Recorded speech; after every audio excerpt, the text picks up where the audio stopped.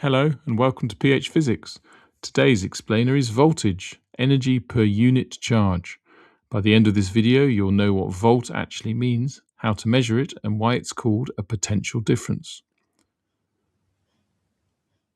Voltage, also called potential difference, is the energy transferred per unit of charge.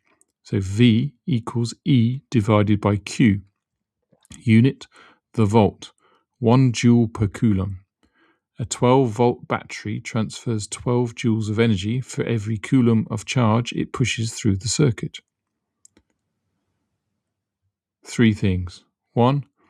Voltage is the difference between 2 points, not a property at a single point. 2. Measured across a component with a voltmeter connected in parallel. 3. In a series circuit, voltages across components add to give the total supply voltage.